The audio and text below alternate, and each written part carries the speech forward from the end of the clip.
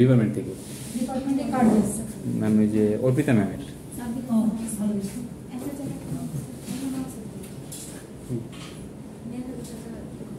Extra extra আর ডিপার্টমেন্টে জানাইছো?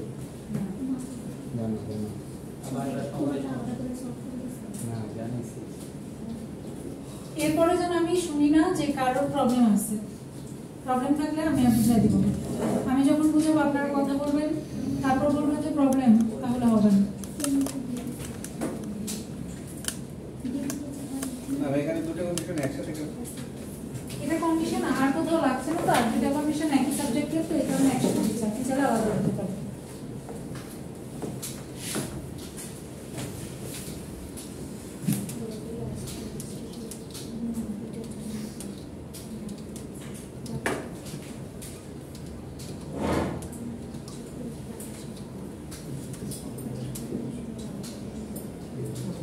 যার যার প্রবলেম এখন বুঝাচ্ছি, আজ করে নেন, পরে বলতে পারবেন না যে বুঝিনি।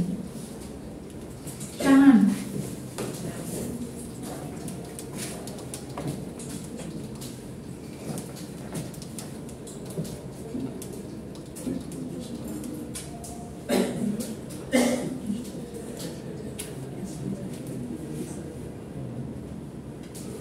ডিএফডির সময় আমি বলেছিলাম যারা যারা বুঝেন নাই বলেন, তখন আপনি বলেননি, এখন আপনারা বলছেন ডিএফডি বুঝেন নাই।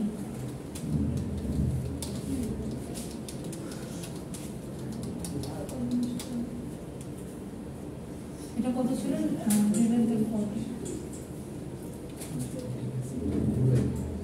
আচ্ছা, অ্যাকশনের মধ্যে দেখেন আপনার কি কি আছে। হয় পাস করবে, নয় ফেল করবে, না হয় ম্যাথ রিপিট খাবে।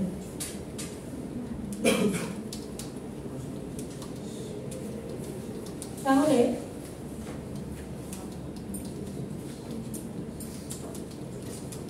আচ্ছা, এখন দেখেন রুল 1 এ ফার্স্টে কি ছিল, ফার্স্টে কন্ডিশনগুলো এখন চেক করি।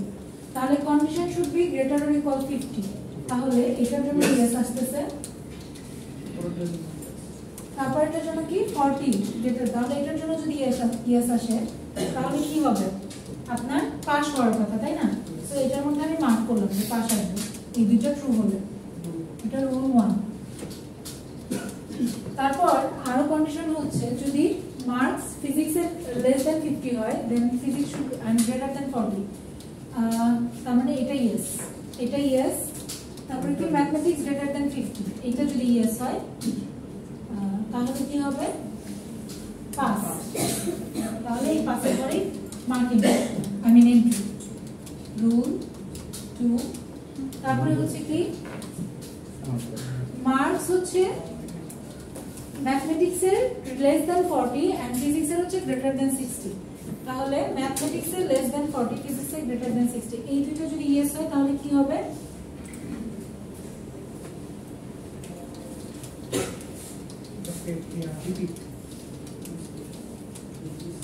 এটার জন্য কি হবে, এটার জন্য ম্যাথ রিপিট হবে।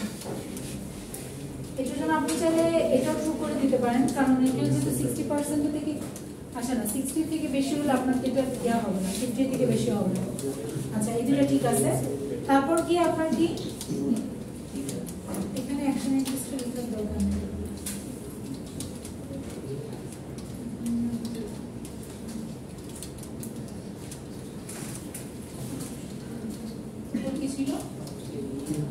এটা শেষ, আর বাকি আদার কেস। ধরেন আদার কেসের জন্য আমি কোনো ইয়া রাখিনি, তাই না?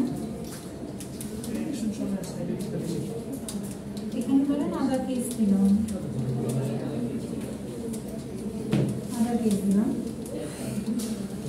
আদার কেসেস। এইটা যদি ইয়েস হয় তাহলে কি আসবে, আপনার আদার কেসের জন্য ফেইল আসবে। তো ফেইলের পরে এই যে আদার ফেইল, এইটা যেখানে করবে সেখানে হচ্ছে আমরা মার্কেট আমি এন্ট্রি দিব। হচ্ছে আপনার অ্যাকশনস, কন্ডিশনস।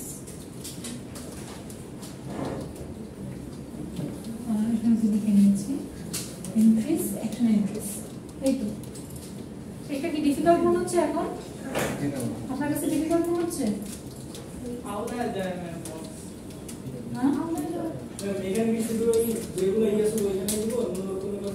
না, ফাঁকা দেখা মানেই নো। তো কন্ডিশন ছিল না যে এটা না হইলো এটা এরকম condition মানে আপনি সেই ক্ষেত্রে হ্যাঁ নো হলে তখন এটা হতে পারে, যদি কোনো কন্ডিশন দেওয়া হয় যে এটা না হয় ওইটা হয় তাইলে হবে। হতে পারে, দিতে পারে। আপনি এখনো বুঝেননি সামিন? আমি এই বিষয়টা বুঝতে আপনি আমরা তো অবাক হচ্ছেন কেন? নাই বুঝতে পারেন। হয়তো সব বেশি বেশি বুঝে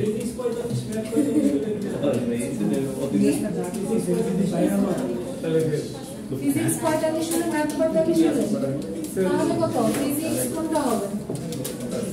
ফিজিক্স লেস দেন আর এটা তো হবে না, এই রুলটা তো হচ্ছে না। এই রুলটা দেখি ফিজিক্স 45 আদার এক্সপ্লেনে আমরা ইয়েস কেন দিলাম না এলমা নদীতে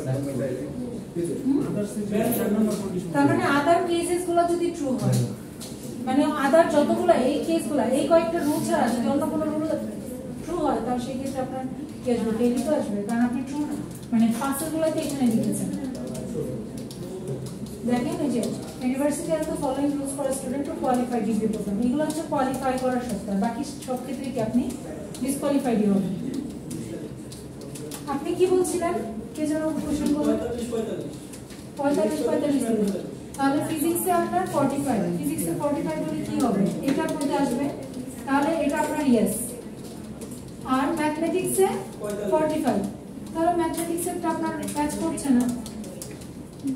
ফিজিক্স তো আপনার একমাত্র 45, 40 থেকে 50 নিচে একমাত্র এই কন্ডিশনে ছিল, তাই না? তাহলে এটাই ইয়েস হয়েছে, বাট ম্যাথমেটিক্সের জন্য হয়নি, ম্যাচ করেনি, তার মানে কি এটার মধ্যে ফেল আসবে।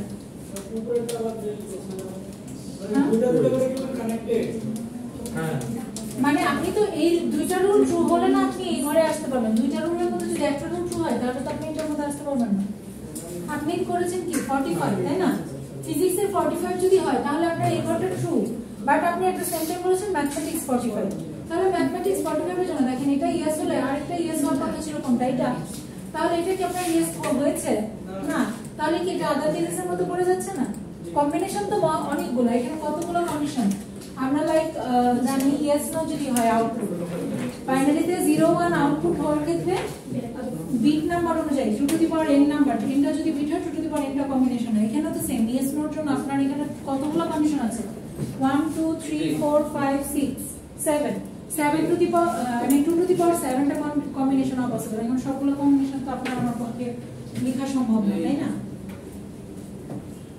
এই কারণে আদার কেস দিয়ে বোঝাচ্ছি যে বাকি যে কোনো কম্বিনেশনের জন্য আপনার জিনিসটা ফেল আসবে। আর যদি তিনটা সাবজেক্ট থাকতো তখন তিনটা করে কন্ডিশন চেক করতে হবে, ম্যাথ ফিজিক্স আর এটা দিলো হ্যাঁ, সেটা আপনার যে রুল যেগুলো দেওয়া থাকতো সেটার অনুযায়ী আপনার বসাতে হতো। রুলগুলো ডিপেন্ড করবে কিসের উপর? কন্ডিশন। রুলগুলো আপনার এই যে এখানে যা লেখা থাকবে সেটা আপনার রুল।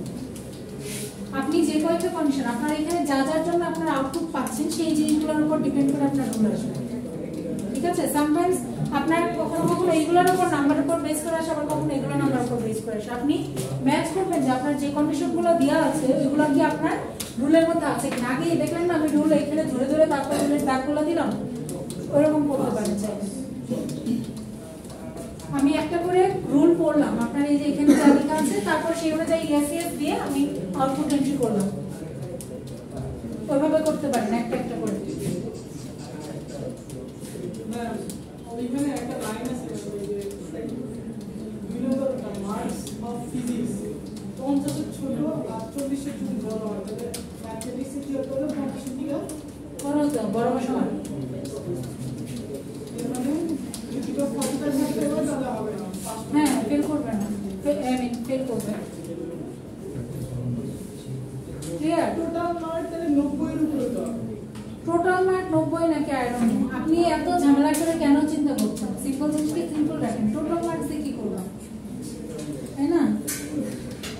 আপনি বেশি জটিল ভাবে চিন্তা করতে যাচ্ছেন। আপনি বুঝেছেন এখন? ডিসকে জিজ্ঞেস করেন। জি, ডিসকে জিজ্ঞেস করেন। সামনে গেছে জিজ্ঞেস করে। আর আমাদের ইউনিভার্সিটি আমার তো খ্যাত আছে। হ্যাঁ, আপনি বুঝেছেন? হ্যাঁ এই যে জিজ্ঞেস করেন। আচ্ছা, নেক্সট আরেকটা প্রবলেম আছে, সবাই করা স্টার্ট করেন। আপনাদের টাইম থাকবে 20 মিনিট, 20 মিনিটের মধ্যে যারা যারা করতে পারবেন মার্কস পাবেন। আগেরটা মার্কস দিব। এখন আবার পড়বো। এবার